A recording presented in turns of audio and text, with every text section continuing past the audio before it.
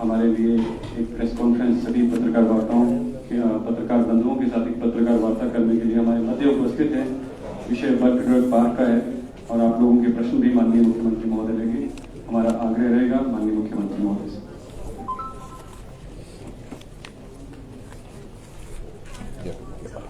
Phone बंद कर लो भाई। फोन बंद कर लो।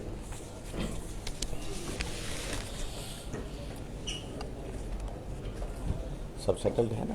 हाँ जी, हाँ जी। गर्म पानी है ना? गर्म है यार, नारियल बाद में है, लेकिन गर्म पानी रखो ठीक है। मेरा वो गला ना, ये रख लीजिए अभी। ले लो, इसको ले लो ना यार, जगह आज सारी ऑक्यूपाई की है, जगह नहीं रखी है।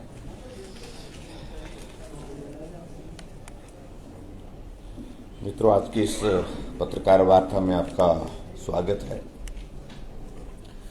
पिछले कल ऊना आना हुआ था और ऊना में आकर के आप सब लोगों से मिल करके जाएं, ऐसी इच्छा थी और उस इच्छा की पूर्ति के लिए हमारे सब साथियों ने ये आयोजन किया है। उसके लिए मैं इनका भी धन्यवाद करता हूं और आप सब आज की इस वार्ता में यहाँ उपस्थित हुए, आप सबका भी स्वागत है। हिमाचल प्रदेश में हमारी सरकार का 5 वर्ष का कार्यकाल पूरा होने जा रहा है और इस 5 वर्ष के कार्यकाल में मैं इतना जरूर कहना चाहूंगा कि एक सामान्य परिस्थितियों का कार्यकाल नहीं रहा है।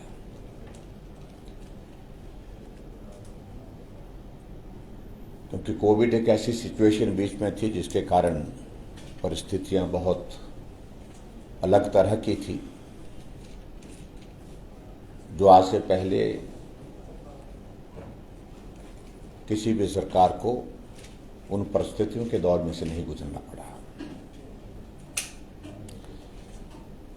और ऐसे में उस चुनौती का सामना करना यह हमारी शीर्ष प्राथमिकता रही और हमने किया भी। और उसके साथ साथ में हिमाचल प्रदेश में जनरल डेवलपमेंट के विकास के कार्य वो भी तेज गति से आगे बढ़े, इस बात को भी सुनिश्चित करना था। और आज जब हमारी सरकार का 5 वर्ष का कार्यकाल पूरा हो रहा है, मैं इस बात को कह सकता हूं कि ये संतोष के साथ मैं कह सकता हूं कि दोनों चीजों में आदमी की जिंदगी को बचाना, उस वक्त जो चुनौती थी, उस पीड़ा के दौर में उनकी मदद करना, ये भी अपने आप में एक बहुत बड़ी चुनौती थी। उसमें भी हम सफल हुए और उसके साथ साथ में हिमाचल प्रदेश के सर्वांगीण विकास की दृष्टि से भी हम सफल हुए, ऐसा मेरा मानना है। और खास तौर से हिमाचल प्रदेश में हमारी सरकार आने के बाद कुछ नए इनिशिएटिव के साथ काम करने की हमने शुरुआत की।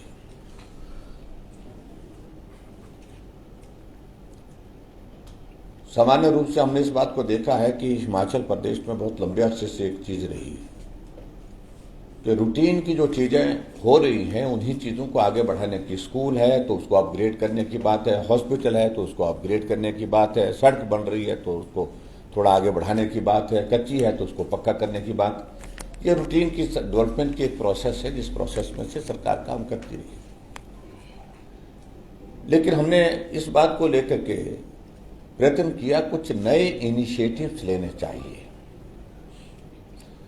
और नए इनिशिएटिव्स लेने की अगर हमने जो बात कही वो हट करके दिखे, हट करके लगे और हट करके अलग अलग सेक्शन के लिए उसके माध्यम से हम काम कर सके, उस तरह के हमने प्रयत्न किए हैं हिमाचल प्रदेश में। और उसमें मैं कह सकता हूं उसकी सारी चीजों को लेकर के चीजें बहुत छोटी दिखने में लगती है, लेकिन एक शुरुआत हुई उन चीजों को लेकर के जो अब बहुत पहले की जा सकती थी। उस दृष्टि से वो सारी चीजों को हमने आगे बढ़ाया। उस तरह से अगर मैं बात कहूं, लोगों की समस्याओं के समाधान के लिए जनमंच की शुरुआत हुई। लेकिन जनमंच में भी न जा करके घर बैठे समस्याओं का समाधान हो, उस दृष्टि से हमने एक और नई शुरुआत की, सीएम हेल्पलाइन। जो चीजें रूटीन में बहुत सहजता से की जा सकती थी, नहीं कर पाई थी पहले सरकारें। और उसी तरह से हिमाचल प्रदेश में लोगों का इलाज, गरीब लोगों के इलाज के लिए हिमकेयर की शुरुआत थी। आयुष्मान भारत के बाद ये दूसरा इनिशिएटिव था और सैचुरेशन पर लाया पूरे स्टेट को हमने। 5 लाख रुपए के हेल्थ कवर देने की बात पहले किया जा सकता था, लेकिन नहीं हुआ। जो अनुभव की दृष्टि से बात हमेशा बड़े ऊंचे ऊंचे कहते हैं कि हम लंबे समय से सत्ता में रहे, बार बार सत्ता में रहे, उसका कोई अर्थ नहीं, कोई महत्व नहीं है। जब गरीब लोगों के लिए कुछ उसमें मदद नहीं हुई है तो सारी चीज को लेकर के लंबा रहना, लंबे समय तक बार बार रहना, वो महत्वपूर्ण नहीं है। महत्वपूर्ण है आपका कंट्रीब्यूशन क्या है स्टेट के लिए, समाज के लिए। उस दृष्टि से हमने आयुष्मान भारत के साथ, जिस तरह से मैंने कहा, मुख्यमंत्री हिमकेयर योजना की शुरुआत की। गृहिणी सुविधा योजना, हमने उज्ज्वला योजना के बाद सैचुरेशन पर लाने के लिए दूसरा एक प्रयास किया। हिमाचल प्रदेश में हर घर में गैस का चूल्हा है। हिमाचल पूरे देश में पहला राज्य है जहां हर घर में गैस का चूल्हा पहुंचा है। 3,35,000 गैस के चूल्हे हिमाचल प्रदेश में इसमें पहुंचे हैं। ऐसे लोग जो जिनको मदद की बहुत ज्यादा जरूरत है, किसी बीमारी के शिकार हो गए हैं, तो उनके लिए सहारा योजना की शुरुआत की हमने, नया इनिशिएटिव था। ऐसी बेटियों के लिए जो बेटियां बीपीएल परिवार की, गरीब परिवार की बेटियां हैं, उनके लिए शगुन योजना की शुरुआत की हमने। सभी लोगों को सरकारी नौकरी नहीं दे सकते हैं, तो ऐसे में जब सरकारी नौकरी नहीं दे सकते तो उनके लिए हमने एक शुरुआत और की कि अपने पांव पर वो नौजवान हमारे खड़े हों, हमारी बेटियां खड़ी हों। उसके लिए मुख्यमंत्री स्वावलंबन योजना की शुरुआत की। 1 करोड़ रुपए के लोन में अगर बेटी शुरू करना चाहती है तो उसमें 35% जो है सब्सिडी उनको दी जा रही है। अगर कोई बेटा करना जा रहा है तो उसके लिए 45% सब्सिडी है। विडो है तो उसके लिए भी 35% सब्सिडी है। और उसी तरह से हिमाचल प्रदेश में आगे बढ़कर के हमने और योजनाओं को भी आगे बढ़ाने के लिए हमने काम किया। और जिसमें हमने हिमाचल प्रदेश में अभी महिलाओं की हमारी पॉपुलेशन, टोटल पॉपुलेशन की आधा हिस्सा है। और महिलाओं को सशक्तिकरण की दृष्टि से हमने कुछ कदम और लिए उसमें। जैसे जो हमारे सेल्फ हेल्प ग्रुप है, उनको जो रिवॉल्विंग फंड जो है, उनको मदद करने के लिए, अपने पांव पर खड़ा होने के लिए मैंने 40,000 का प्रावधान उसमें किया। जो पहले कम था उसको बढ़ाया। अगर उनको लोन लेने की अगर जरूरत रहती है तो लोन के लिए, काम करने के लिए अगर कुछ जरूरत रहती है तो उसको 7% से जो है रेट ऑफ इंटरेस्ट में कमी करके 4% किया। और अब और एडिशन हमने ये की अभी हाल ही में कि हम उसको मुफ्त नहीं कहते। मुफ्त शब्द अलग तरह का एक संदेश देता है। हमने महिलाओं को मदद की है, राहत दी है कि बसों में ट्रैवल करने के लिए उनका किराया आधा किया है। एक और इनिशिएटिव उस तरह से किया हमने हिमाचल प्रदेश में। और उसी तरह से हमने हिमाचल प्रदेश में आगे बढ़कर के जो हमारा बिजली का किराए का विषय था, उसकी कैलकुलेशन की है, उसकी इवैल्यूएशन की है हमने। ऐसा नहीं है कि किसी वर्ग के लिए हमने ऐसा मुफ्त दे रहे हैं, ऐसा नहीं। चीजें बहुत बारीकी से उसमें चर्चा हुई है और उसमें व्यवहारिक पक्ष कैसे लाया जा सकता है, उसके लिए हमने काम किया है। एक कैटेगरी ऐसी है जो बहुत गरीब है, 2 बल्ब 3 बल्ब घर में चलाते हैं, 4 बल्ब जलाते हैं और किफायत के साथ वो बिजली का कंजम्पशन करते हैं। तो उनको वो कितना खर्च करते हैं, कितना यूनिट खर्च करते हैं, तो एक कैलकुलेशन पूरे स्टेट पर से जो करने के बाद आए, तो उसका एक असेसमेंट, एक स्टडी करने के बाद कहा कि वो 40-50 यूनिट तक खर्च करते हैं। उस वर्ग को हमने पहले एक निर्णय किया कि हमारा जो इलेक्ट्रिसिटी का जो टैरिफ है, उसमें एक टैरिफ का एक स्लैब जो है 60 यूनिट तक, तो हमने उसमें 60 यूनिट तक एक बार उसको ये फ्री करने के लिए, उस सेक्शन को मदद करने के लिए। लेकिन बाद में इस बात को लेकर के हमारे सब साथियों के साथ जब चर्चा हुई तो कहा कि मध्यम वर्ग भी ऐसा है एक जो बहुत ज्यादा पैसे वाले लोग नहीं है। हाँ, अपने घर परिवार चलाने के लिए व्यवस्था उनके पास है, लेकिन उसके बावजूद सॉरी, इसमें अगर उनके लिए भी अगर थोड़ी मदद हो सके तो वो भी सोचना चाहिए। तो हमने उसको दोबारा इवैल्यूएट किया, उसका कैलकुलेट किया।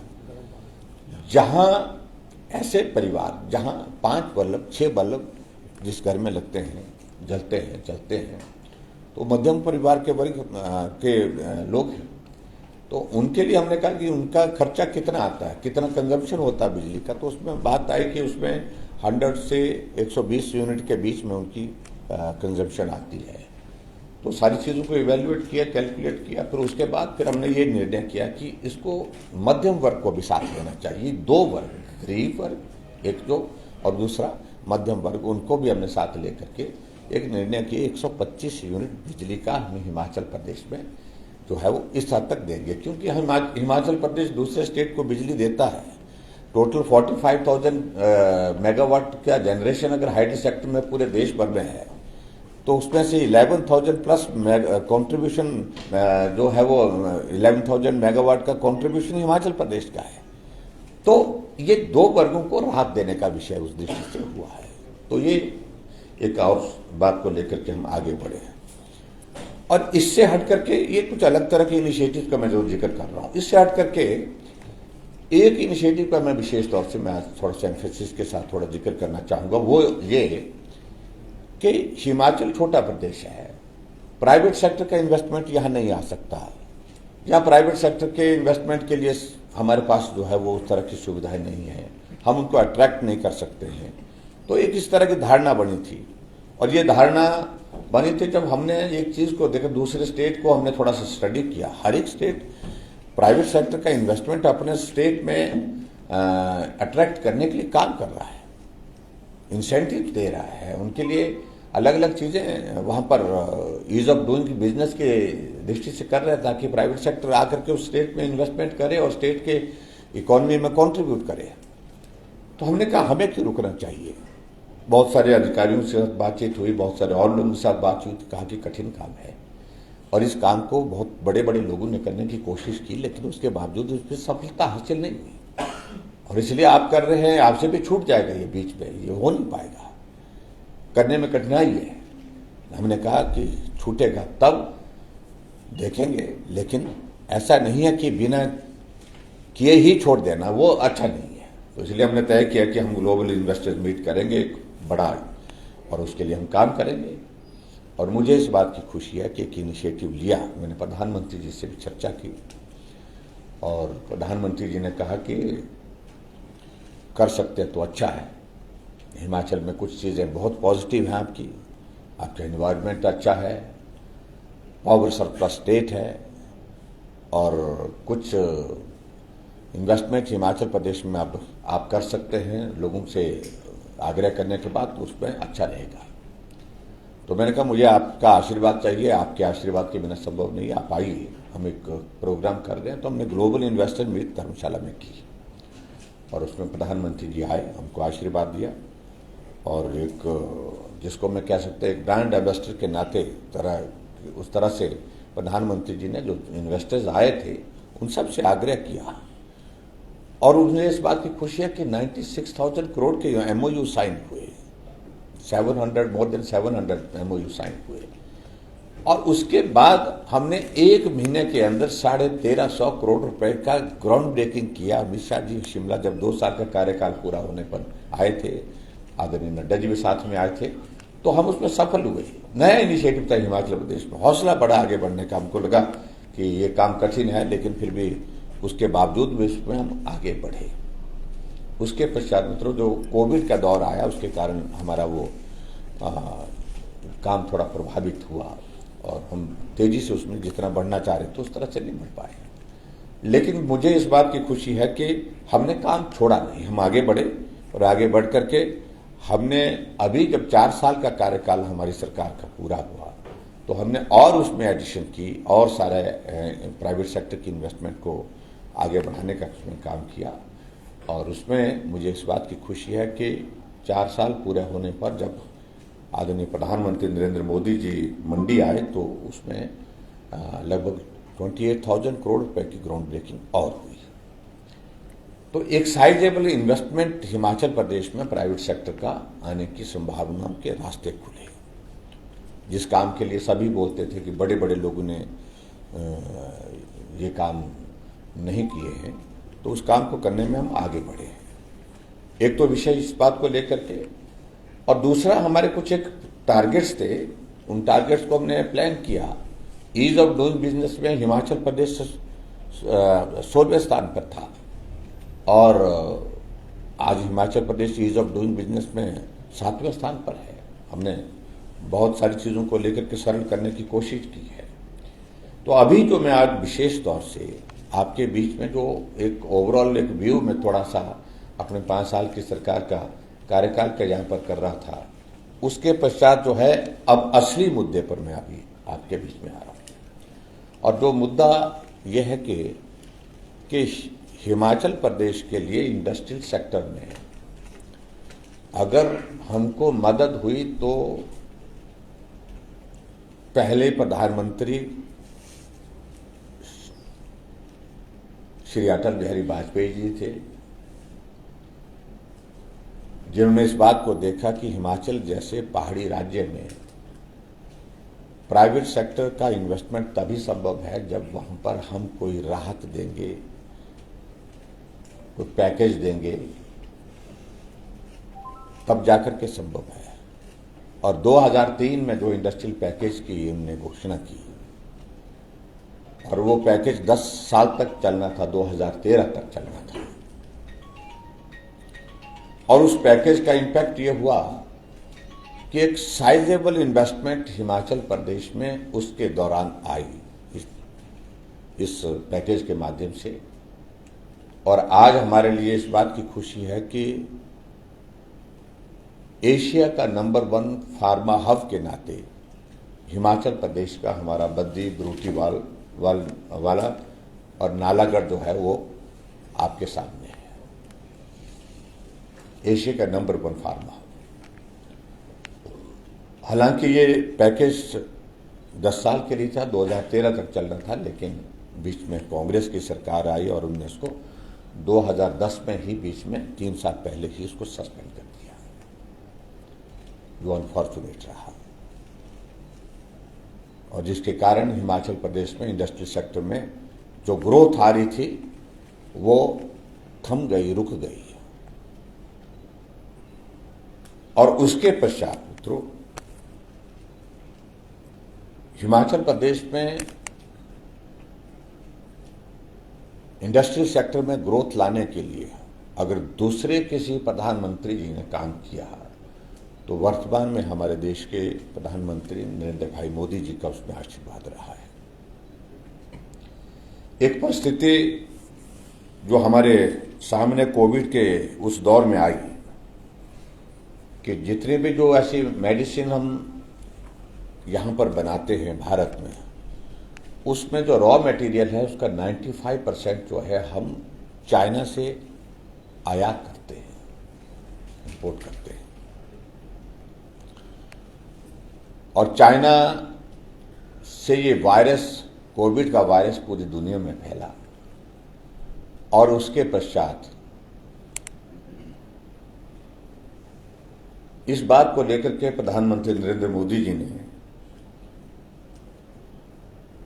विचार किया कि हमको अपने पांव पर खड़े होने के लिए सोचना चाहिए।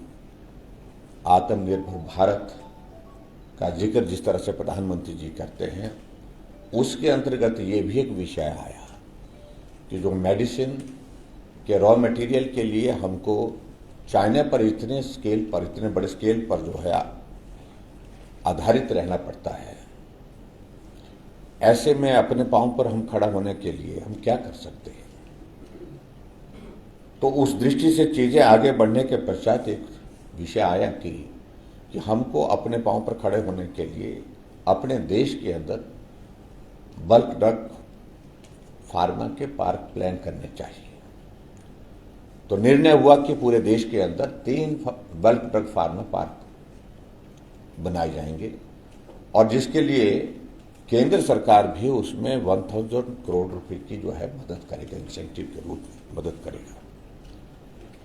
और इनको ये बल्क ड्रग फार्मा के पार्क बनाने के लिए ओपन कंपटीशन बिडिंग का एक प्रोसेस हुआ। जब हमारे अधिकारी सारी बात को लेकर के हमारे समक्ष आए कि इस तरह की एक अपॉर्चुनिटी है और हिमाचल प्रदेश फार्मा सेक्टर में पूरे एशिया में नंबर 1 पर है और इसमें हम हर हालत में इस तरह से अग्रेसिवली बिडिंग करेंगे और बिडिंग करके इस पार्क को, एक पार्क को हमको लेना है, हर हालत में लेना है। उसके लिए हमको प्लान करना चाहिए और मैंने अधिकारियों को कहा कि आप पूरा होमवर्क करिए, क्या क्या किया जा सकता है और सारी उसकी स्टडी करने के लिए थोड़ा वक्त लगा। जो उनकी कंडीशंस थी, उन बातों को लेकर के वो सारी चीज़ों को स्टडी करने के पश्चात हमारी सीरीज ऑफ मीटिंग्स हुई इस बात को लेकर के हम क्या क्या कर सकते हैं, कंपटीशन में हम नंबर 1 पर आए। उसके लिए हमको कुछ चीज़ें तय करनी थी। लैंड कहाँ अवेलेबल होगी, लैंड किस रेट पर अवेलेबल हो पाएगी, वहाँ पर पानी की सुविधा कैसे उपलब्ध हो पाएगी, पानी किस रेट पर दिया जाएगा, वहाँ पर पावर सप्लाई हमको देनी है, पावर देनी है तो वहाँ पर हम किस टैरिफ पर देंगे, किस रेट पर देंगे। और हमने एक मैकेनिज्म डेवलप किया कि दूसरे स्टेट वाले क्या क्या कर रहे हैं, यानी कि दूसरे स्टेट किस प्रकार से बिडिंग के उस प्रोसेस में क्या क्या चीज़ों को लेकर के, क्यों हमें मालूम था कि बहुत अग्रेसिवली बिडिंग करेंगे, इस अपॉर्चुनिटी को कोई छोड़ेंगे नहीं। और मुझे इस बात की खुशी है कि हमारी जो ऑफिसर्स की टीम ने इसमें बहुत अच्छा काम किया। सभी स्टेट का information directly, indirectly, formal, informal तरीके से लेने की कोशिश की और अपना प्लान किया और बिडिंग के प्रोसेस में हमने पार्टिसिपेट किया। और बिडिंग के प्रोसेस में पार्टिसिपेट करने के पश्चात मुझे इस बात की खुशी है कि जब इसकी इवैल्यूएशन, कैलकुलेशन की प्रोसेस शुरू हुई तो हमें जानकारी थोड़ी थोड़ी मिलती रही कि हम अच्छी जगह हैं।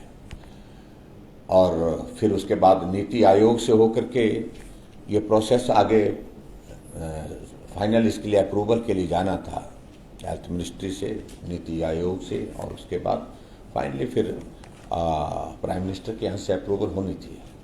और मुझे इस बात की खुशी है कि सब प्रोसेस से गुजरने के पश्चात पूरे देश भर में जो 3 फार्मा पार्क जो है वो देने का निर्णय हुआ और उसमें हिमाचल पहले नंबर पर आया।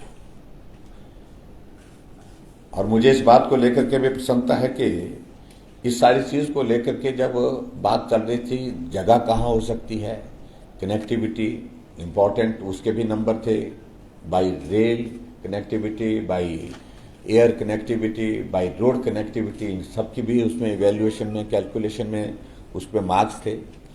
और उस दृष्टि से एक बार इसका विषय नालागढ़ में बढ़ रहा था क्योंकि कनेक्टिविटी के हिसाब से वो बेहतर, लेकिन वहाँ पर कुछ और इश्यूज आए क्योंकि वहाँ पर पर्टिकुलरली वाटर सप्लाई का एक इशू था, वहाँ पर वो संभव था नहीं। और दूसरा ऐसे भी था कि 2 फार्मा के बड़े इस प्रकार के पार्क एक जगह हों और उसके कारण हमको लग रहा था कि वो उचित नहीं होगा इस तरह से, क्योंकि दूसरी जगह हमको नई डेस्टिनेशन हमको टूरिज्म इस इंडस्ट्रियल सेक्टर के लिए डेवलप करनी है।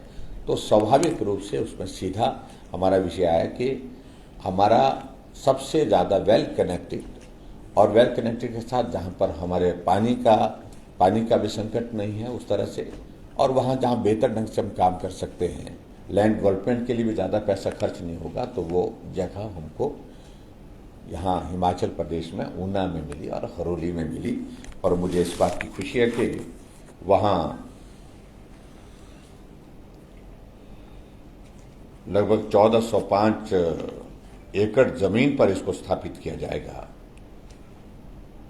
और इस पार्क की सबसे बड़ी 2-3 चीज़ों को लेकर के मैं कहना चाहूँगा जो खासियत है उसमें एक तो ये है कि रोजगार के एवेन्यूज, इसमें जो डायरेक्ट रोजगार की जब बात कह रहे हैं कि ये लगभग 20,000 20,000 के लगभग डायरेक्ट रोजगार, जिसको बोलते हैं डायरेक्ट एम्प्लॉयमेंट की, इसमें गुंजाइश निकल आएगी। और लगभग उसके बाद जो है 10,000 के लगभग हमारे नौजवानों के लिए इनडायरेक्ट रोजगार की व्यवस्थाएं इसमें जो है वो निकल आएंगी। इनिशियल स्टेज पर ये सारा शुरू होगा और इट विल टेक अनदर, मतलब उसको पूरा बनने में इसमें लगेंगे, जो सैचुरेशन पर उसको आना है तो 8-10 साल लग सकते हैं तो कंप्लीट, के आगे तक चलता रहेगा। और जब इसको कंप्लीट होना है इस प्रोजेक्ट को, तो एक्सपेक्टेड जो इन्वेस्टमेंट इसमें जो आने वाले समय में जब पूरा ये बन करके तैयार होगा, वो एक्सपेक्टेड है कि 50,000 करोड़ रुपए का इन्वेस्टमेंट इसमें आएगा। 50,000 करोड़ रुपए का इन्वेस्टमेंट इसमें आएगा। रोजगार की मैंने जो बात कही वो आपके बीच में बात कही है। और इसके यहां बढ़ने से हमारा स्टेट की इकोनॉमी में भी एक बहुत बड़ा एक इम्पैक्ट आएगा उसका, और ऊना जिले के इसमें तो आएगा ही आएगा, काफी बड़ा इम्पैक्ट, जिसको मैं कह सकता हूं कि इससे बड़ा कोई प्रोजेक्ट हमारे डेवलपमेंट के हिसाब से यहां पर हो नहीं सकता है। और जो खास तौर से मैं जिसका जिक्र किया मैंने, जो हमारा चाइना से जो 70% जो हमारा रॉ मटेरियल जिसको हम कहते हैं एपीआई कहते हैं, तो उसको कच्चा माल जिसको जो फार्मा में मेडिसिन के बनाने के लिए इस्तेमाल होता है 75% से ज़्यादा, तो वो जो है उस पर जो है वो उसकी पूर्ति करने में उसमें हम सफल होंगे बल्क ड्रग फार्मा के हवाने के पश्चात। तो ये मैं इसलिए मैं इस बात को कह रहा हूं कि ये प्रोजेक्ट का कॉन्सेप्ट जो है अभी तक लोगों में उस तरह से नहीं गया। अभी बोलने में बोला जा रहा है तो लोगों को अभी क्लैरिटी नहीं आ रही है कि असल में ये चीज क्या है और असल में इससे इम्पैक्ट क्या आएंगे।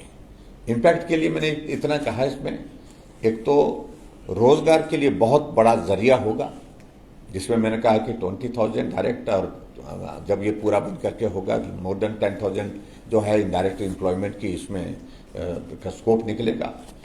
और इसके साथ साथ में एक बहुत बड़ा इन्वेस्टमेंट, लगभग 50,000 करोड़ का इन्वेस्टमेंट जब पूरा कंप्लीट हो जाएगा, तो 50,000 करोड़ रुपए का इन्वेस्टमेंट हिमाचल जैसे छोटे से स्टेट में आना, और हिमाचल जैसे छोटे स्टेट में ऊना जिले में आना, और ऊना जिले के भी हरोली में आना, ये अपने आप में एक बहुत बड़ा उस इलाके के लिए कायाकल्प करने की दृष्टि से मैं कह सकता हूं एक रास्ता है ये। तो कुल मिलाकर के बल्क ड्रग फार्मा के इस निर्णय के लिए मैं देश के यशस्वी प्रधानमंत्री नरेंद्र मोदी जी का अभिनंदन करता हूं, उनका आभार व्यक्त करता हूं, केंद्रीय स्वास्थ्य मंत्री जी का भी आभार व्यक्त करता हूं, और जिन जिन प्रोसेस में से ये नीति आयोग का भी आभार व्यक्त करता हूं। और उसके साथ साथ में जो हमारे आदरणीय नड्डा जी के साथ भी सारे विषय को लेकर के हमेशा बात होती रहती थी, और अनुराग जी और हम सब लोगों ने मिलकर के सारे विषय को लेकर के ये होना चाहिए, इसके लिए हमने प्रयत्न किया। लेकिन सबसे बड़ी बात है कि हम इसमें मेरिट पर आए। मेरिट क्या, देखो देश के यशस्वी प्रधानमंत्री नरेंद्र भाई मोदी जी का आशीर्वाद हिमाचल प्रदेश के लिए स्वाभाविक, मेरिट पर भी इसमें एक बहुत महत्वपूर्ण उसमें भूमिका रही है। यानी कि हमने ऐसा नहीं है कि हमने इनसे बात की उनसे बात की इसलिए आ गया, वो तो सब प्रदेशों ने बात की है, लेकिन हमने इसमें जो प्रैक्टिकल एस्पेक्ट जो व्यवहारिक पक्ष था उसमें कम्पीट किया, उसमें व्यवहारिक पक्ष अपना जो है वो ठीक तरह से जो है टेक्निकली जो जिस तरह से रखना था उस तरह से रखा है, और उस कारण से हमको ये मिला है। उसके लिए प्रधानमंत्री नरेंद्र मोदी जी का हृदय से आभार व्यक्त करते हैं। इससे बड़ी सौगात और हो नहीं सकती है हिमाचल जैसे छोटे प्रदेश के लिए, उनके आशीर्वाद से ये सब संभव हो पाया है। इसी तरह से मित्रों में एक बात और भी कहना चाहता हूं कि और मेडिकल डिवाइसेस पार्क जो है हिमाचल प्रदेश को इससे पहले स्वीकृत हुआ। 350 करोड़ रुपीज का एक प्रोजेक्ट वो हिमाचल के लिए, हमारे नालागढ़ के लिए स्वीकृत हो चुका है, और जिसमें हिमाचल प्रदेश सरकार की ओर से 75 करोड़ रुपए के हमने जारी कर दिए हैं, 30 करोड़ रुपए केंद्र ने जारी कर दिए, जिसका काम बहुत जल्दी उसका पूरा हो जाएगा। और मैं इस बल्क ड्रग फार्मा के सिलसिले में यही कहना चाह रहा हूं कि इसकी जो डीपीआर बनाने की प्रोसेस को लेकर के मैंने अधिकारियों को कह दिया कि अब रात दिन एक करके तुरंत इसकी डीपीआर बनकर के तैयार हो जाए, ताकि जमीन पर इसको उतारने के लिए हम जल्दी से जल्दी काम कर सकें। ये एक हमने एक तय किया है कि आने वाले समय में जो कुछ टेक्निकल चीजें रहती है, क्लियरेंसेस से संबंधित रहती है, उनको पूरा करेंगे। उसके बाद तुरंत जो है ये काम यहाँ पर शुरू हो, और हम चाहेंगे कि बिना समय ज़ाय किए ये काम शुरू हो जाए, ताकि हिमाचल की इकोनॉमी में, हिमाचल के विकास में इस बल्क ड्रग फार्मा पार्क का एक जो योगदान रहना चाहे उसका हम ज़्यादा जल्दी लाभ ले सकें। ये मैं आपके बीच में कहना चाहता हूँ। तो मित्रों, मुझे सिर्फ इतना कहना है, इस सारे विषय को लेकर के हम एक बार नहीं अनेक बार समय समय पर अपनी बात कह रहे थे, और कुछ लोगों ने इस बात को लेकर के बार बार कई तरह के प्रश्न खड़े किए, ये होगा नहीं। पहले तो इसी बात को लेकर के, और दूसरी बात यह है कि भाई कुछ लोगों ने हाईकोर्ट तक इसका विरोध करने का प्रयत्न किया कि पर्यावरण खराब होगा। और मैं यही कहना चाह रहा हूं कि आजकल देखिए, जो भी इंडस्ट्री जहां भी लग रही है, वो टेक्नोलॉजी की सारी चीजों को लेकर के अब आजकल चीजें इतनी आगे बढ़ गई है। अब पर्यावरण को खराब किए बिना भी इंडस्ट्री ग्रो कर रही है, हर क्षेत्र में कर रही है। चाहे वो पर्यावरण का बहाना लिया, चाहे कुछ भी लिया, लेकिन कुछ लोग चाह रहे थे कि ये इंडस्ट्री ना लगे, और कुछ लोग ये कह रहे थे कि ये होगा ही नहीं, और कुछ लोगों का ये भी कहना था कि ये तो हमारा आइडिया था तो रखा क्यों अपने पास भाई। उस पर काम करते, और उस पर काम करने के बाद उसको आगे बढ़ाते। लंबे समय तक सरकार केंद्र में कांग्रेस पार्टी की रही, और प्रदेश में भी सरकार रही। अगर किया जा सकता तो किया, क्यों नहीं, ये अपने आप में एक प्रश्न खड़ा है। तो इसलिए मैं इतना ही कहना चाह रहा हूं कि इस प्रोजेक्ट के सबकित होने के साथ साथ में एक बहुत अच्छा एक माहौल है पूरे प्रदेश भर में, और प्रदेश में इस माहौल के माध्यम से हिमाचल प्रदेश के हर क्षेत्र में एक उम्मीद जगी है। हिमाचल के लोगों को रोजगार मिलेगा, हिमाचल के लोगों को जो है वो इस बल्क ड्रग फार्मा पार्क के माध्यम से इकोनॉमी में एक बूस्ट मिलेगा। तो इन सारी चीज़ों को लेकर के मैं सिर्फ इतना ही कहना चाह रहा हूँ कि एक बहुत बड़ी सौगात जो अभिनंदनीय है, उसके लिए मैं प्रधानमंत्री जी का जहाँ धन्यवाद करता हूँ, वहाँ सभी ऊनावासियों को भी बहुत बधाई देता हूँ। और बधाई देने के साथ साथ में इसके लिए जो एक सकारात्मक एक माहौल बना करके हम आगे बढ़ें, ऐसी मेरी कामना है। एक और मुझे अभी जानकारी मिली कि ऊना के सदर थाना के तहत जो है कुठार कला में जो है कल रात एक दुखद घटना हुई है एक सड़क हादसे में, जिसमें पांच नौजवानों की दुखद मृत्यु हुई है। मैं उन सभी के प्रति अपनी संवेदनाएं व्यक्त करता हूं, उनके परिवार के प्रति, और परिवार को ईश्वर शक्ति दे दुख को सहन करने के लिए। ये सचमुच में बहुत दुर्भाग्यपूर्ण है, और इसमें सारी रिपोर्ट्स, सारी जानकारियां हम हासिल करेंगे, ये मैं आपके बीच में कहना चाहता हूं। मुझे सिर्फ इतना ही बात कहनी थी अपनी ओर से।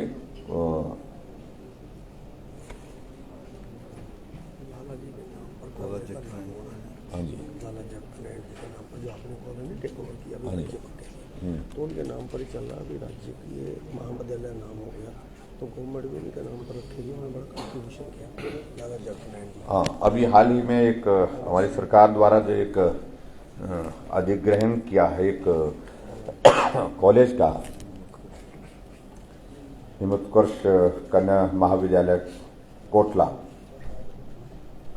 और कोटला खुर्द, तो इसका नामकरण करने के लिए इस बात को लेकर के आग्रह आ रहा था कि ये नाम जो है लाला जगत नारायण हिमोत्कर्ष कन्या विद्यालय इस नाम से इसको करने की बात कही। तो इसके लिए मैं विधिवत घोषणा करता हूं कि ये लाला जगत नारायण हिमोत्कर्ष कन्या महाविद्यालय कोटला खुर्द जो है इसको इस नाम से जाना जाएगा।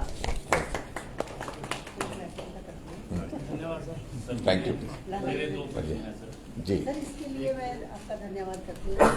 लाला जी की परसों पुण्यतिथि थी तो मैं समझ हाँ जी जी।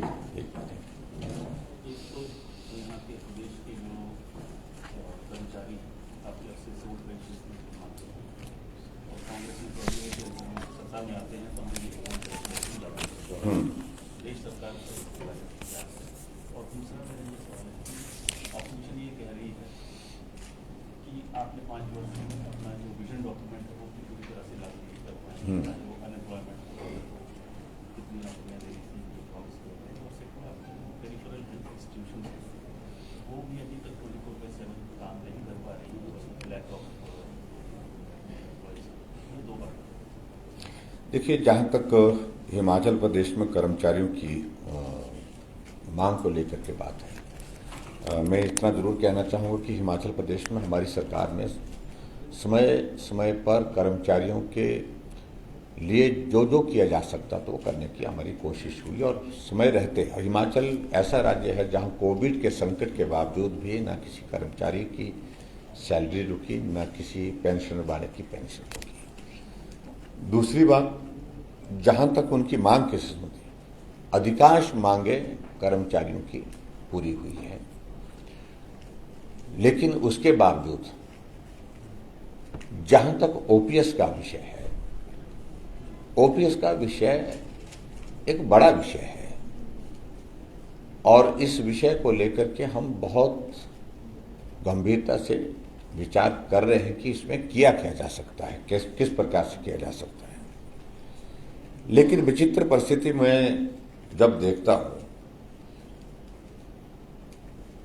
कि जब ओपीएस लागू हुई तो हम तो हिमाचल प्रदेश में सत्ता में थे नहीं, सरकार कांग्रेस की थी, कांग्रेस के मुख्यमंत्री हिमाचल प्रदेश में थे वीरभद्र सिंह जी, और हिमाचल पूरे देश में पहला राज्य था जिन्होंने गवर्नमेंट ऑफ इंडिया के साथ एमओयू साइन किया था। और कांग्रेस पार्टी जी आज भी वीरभद्र सिंह जी के नाम पर ही वोट मांग रही है, क्योंकि वर्तमान में किसी नेतृत्व में इतना दम नहीं है जो प्रदेश में पूरे प्रदेश पर में अपने बलबूते वोट मांग सके। मेरा वीरभद्र के प्रति पूरा सम्मान है, लेकिन कांग्रेस के लोगों को इस बात को सोचना चाहिए कि जिस नेतृत्व ने, जिसके प्रति उनका भी सम्मान है निश्चित रूप से, उन्होंने जब इस प्रकार का निर्णय लिया तो 20 सालों के बाद इस निर्णय पर प्रश्न खड़ा करने की जो है वो क्या जरूरत पड़ी। सिर्फ महज राजनीतिक मकसद से कर्मचारियों को गुमराह करने का प्रयत्न किया जा रहा है, और कर्मचारियों की मांग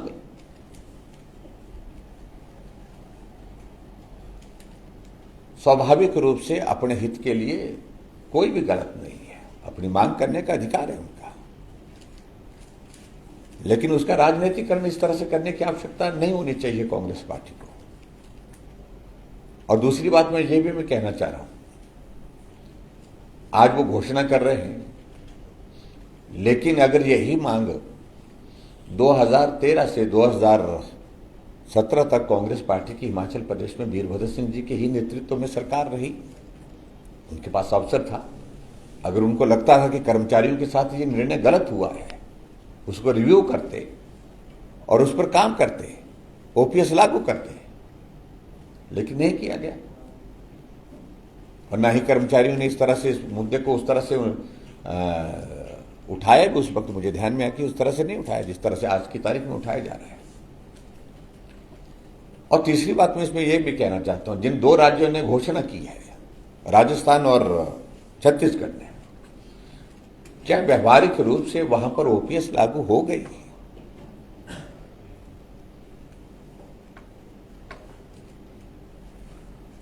मैं अभी हाल ही में दिल्ली में एक महत्वपूर्ण बैठक में थे जिसमें राजस्थान के मुख्यमंत्री भी थे, छत्तीसगढ़ के भी थे, सभी प्रधानमंत्री जी के समक्ष आग्रह कर रहे हैं, निवेदन कर रहे हैं बार बार कि हमने घोषणा तो कर दी है जी, व्यवहारिक नहीं हो पाएगा, लागू नहीं हो पाएगा जब तक आपका आशीर्वाद नहीं होगा। और इसलिए कर्मचारियों की मांग को लेकर के मुझे कोई टिप्पणी नहीं करनी है। कर्मचारियों को अपने भविष्य सुरक्षित करना, अपने भविष्य के लिए अच्छा सोचना वो अधिकार है, लेकिन इस तरह से कर्मचारियों की भावनाओं को भड़का करके उसके राजनीतिक मकसद की दृष्टि से लाभ लेने की अगर बात कह रहे हैं तो वो दुर्भाग्यपूर्ण है। और जहां तक वो कह रहे हैं कि हम सत्ता में आएंगे तो हम लागू करेंगे, आएंगे तो ना, जब आने की गुंजाइश पूरे देश में कहीं बची नहीं है तो क्या मान करके चलें कि हिमाचल प्रदेश में उनकी सरकार बन जाएगी। जो कांग्रेस पूरे देश भर में रसातल में चले गई, जीवन में सबसे खराब दौर कांग्रेस का आजकल चल रहा है, इससे खराब दौर जिंदगी में कभी नहीं देखा उन्होंने। और ऐसे में भी उम्मीद रखना तो बड़ी हिम्मत की बात कर रहे हैं सर।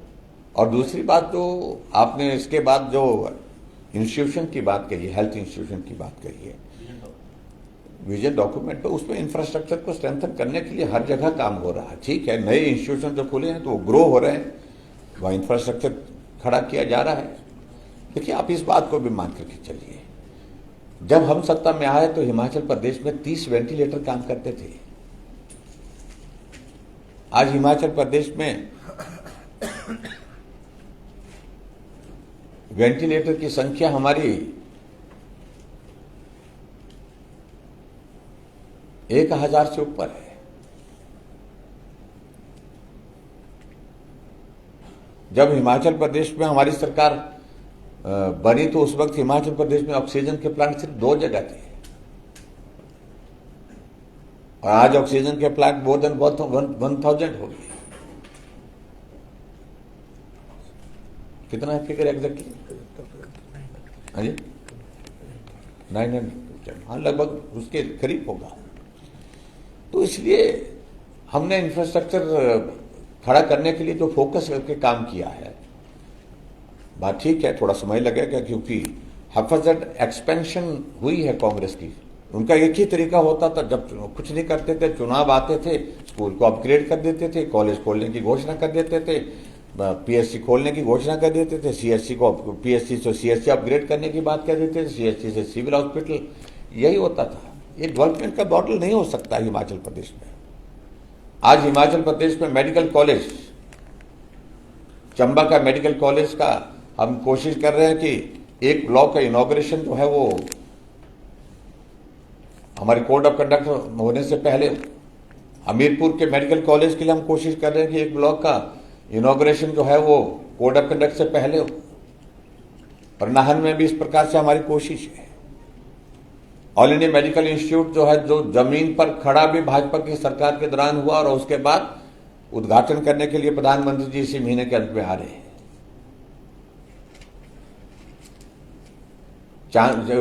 चमयाना का जो हमारा सुपर स्पेशलिटी हॉस्पिटल, इसी महीने उसके इनॉग्रेशन के लिए लास्ट में उसके लिए हम प्लान कर रहे हैं।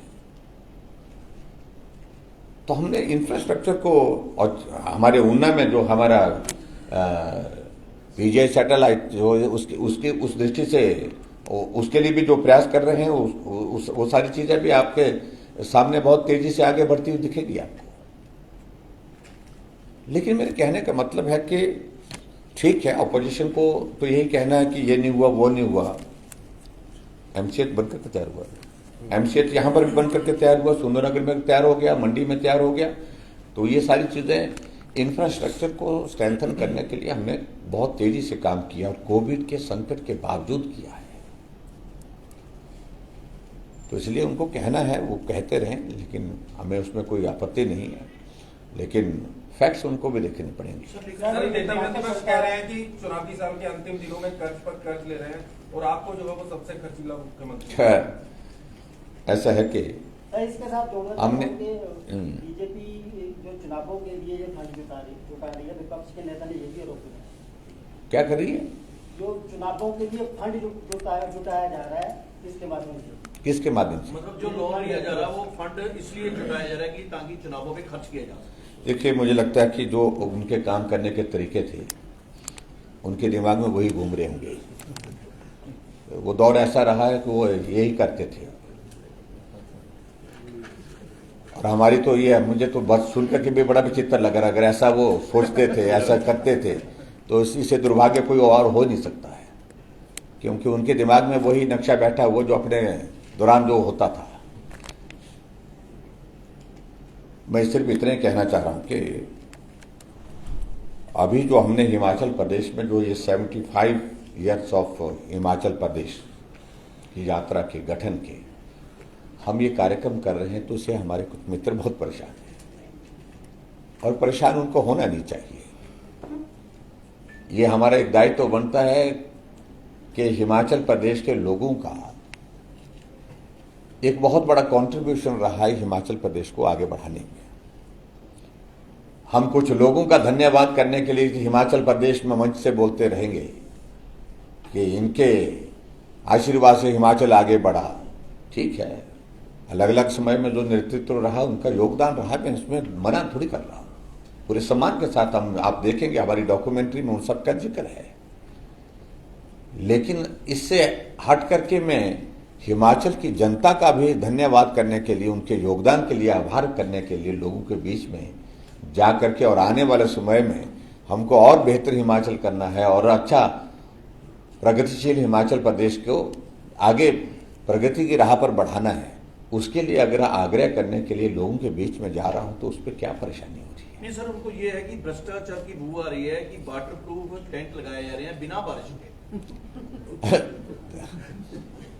ऐसा है कि आप कल गगरेट में थे, अगर वहां बारिश हुई तो बारिश का कोई ऐसा, इस बारिश के मौसम में आप क्या मान करके चलते हैं कि बारिश किस वक्त होगी, कहां होगी, कितनी होगी, इस सारी चीज को लेकर के कोई कांग्रेस वाले तय करके दे दें? अगर वो दे देते हमको कि आज बारिश नहीं होगी, यहां तंबू मत लगाओ, हम मत लगाएंगे। व्यवहारिक चीजें उनको सोचनी चाहिए। अगर प्रदेश की जनता को हमने कहीं किसी कार्यक्रम में उनको बुलाया है, उनके बैठने की ठीक व्यवस्था हो और आराम से वो हमसे मिल सके, हम उनसे बात कर सके, उसके लिए अगर टेंट लगा दिया तो इस पर क्यों परेशान होना चाहिए उनको? तो इसलिए मुझे लगता है कि उन सारी बातों को लोग ना तो ध्यान दे रहे हैं, ना उन सारी बातों को मानने के लिए तैयार हैं। हम एक पावन भाव के साथ काम कर रहे हैं। हम हिमाचल प्रदेश की इस यात्रा को, हमारी नई जनरेशन, नई पीढ़ी जो है हिमाचल प्रदेश की, जिन्होंने उस दौर को नहीं देखा है, उनके समक्ष ला रहे हैं। हिमाचल तब और हिमाचल अब, ये हमारा दायित्व बनता है।